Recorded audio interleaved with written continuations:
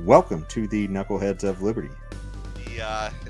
Trump's Mar-a-Lago estate was raided by the FBI, and it sounds like they haven't given a lot of specifics, but it sounds like it's all about just boxes of documents that he might have taken with him that the archives wants. And let me see if we can get a visual up for the story. So you can see here in the image, we've got looks like some FBI agents, and they're armed outside of Trump's home there, and they were apparently picking up some boxes of documents. And so let me see here if we can show some images here. So this is from the New York Post, shows some what I believe, I guess, are some FBI agents carrying out some boxes. Let's see, it says White House staff removed from the White House in 2020. So yeah, I'm not quite sure what that's about, but anyways, and these are possibly the documents, I guess, that are being held from our. Was that a baseball bat?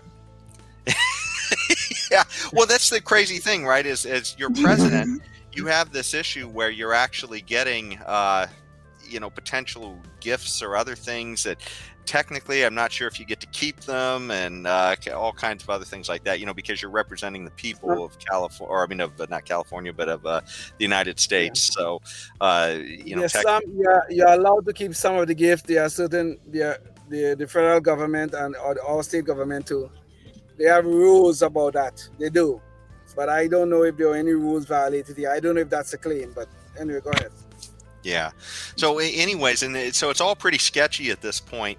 But at the moment, all that we really know as the public is that this is about boxes of documents that I guess the National Archives wants, and because apparently it's they have a right to keep those documents, I guess, from each president. And so but it's just very strange because we had Bill and Hillary Clinton when they left the White House. They even tried to take the China with them, and they did have to give it back, but it didn't require an FBI raid.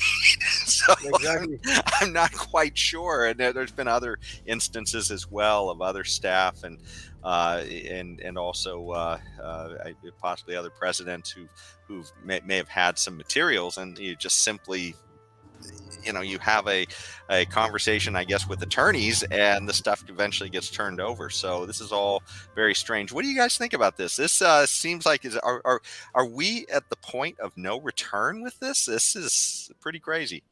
This is our walk into the land of Banana Republic, okay? Because I want you to look at something. Hillary Clinton had a very big problem with classified information just a little while ago, a few years ago. Where was the FBI raid? Did you see it? I might have missed it in the news, but I don't think I did.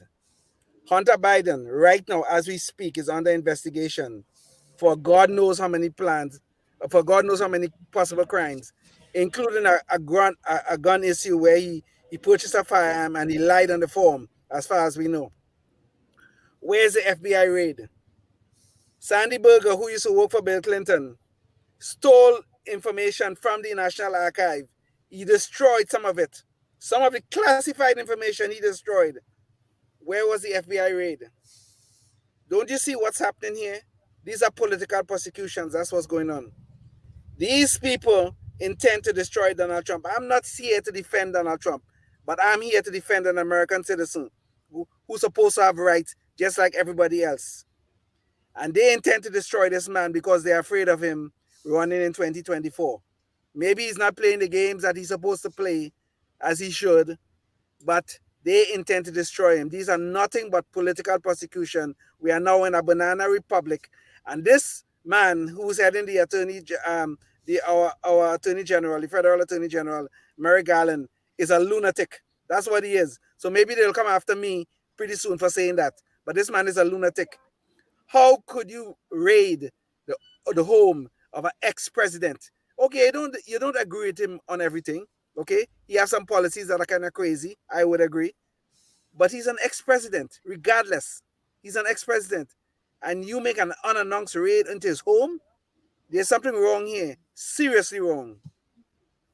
Well, if it's the new standard, then I'm all for it. But we all know it's not a new standard. if they're going to treat all politicians like this, I'm great. Knock them out. Let's go on fishing expeditions in all these people's houses. Let's go do it. I have no problems with that. But we know it's not the standard. We know they've invented a standard just for Trump, and it's likely just because he's an outsider. It has nothing to do with Trump himself. If you want to send a message to any political outsider that you either play the game or we win, you make your life hell. They're preventing people like Trump, but someone who's more sane, from actually coming in and doing it again. What billionaire or rich person or any normal human being is going to want to run for president now? Why would they want to do it? If they're going to get sent through a political ringer, who's going to do it? And this maybe bodes well, poorly rather, for third parties as well, because here's a guy who's supposedly a billionaire, Donald Trump, and he also has the backing, for the most part, I guess, for more or less of the Republican Party behind him.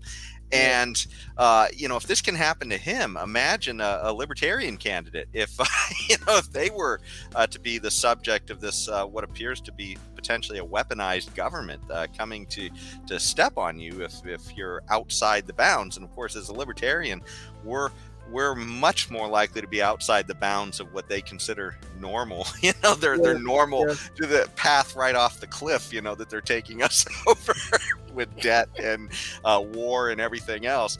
But just imagine though. I mean, because we're a real threat to the bureaucracy, right? That's the real. That's really what's up doing this. It's the bureaucracy is playing its game. But the larger issue is here, though, if they will go after an ex-president, who will they go after next? Who will they? These people seem like they have unlimited power, and we're not supposed to have that in this country. Okay. Well, they've already shown they'll go after parents, right? Parents for getting angry at your school board, you're now a domestic terrorist, right? We've seen where this is going to go. We've seen where it's going to go. And again, it was Mary Garland who wrote that memo, who said they should treat us as parents as domestic terrorists, okay? To investigate us as such. Just because you wanted to stand up for your child at a school board meeting, they think you have become somehow a threat to the functioning of our democracy. These people are out of control.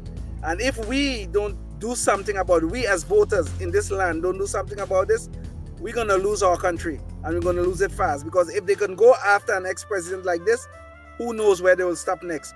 Who will they go after next? They will choose some Trump supporter and say he's a threat to us and go after him, make his life hell? Who is next?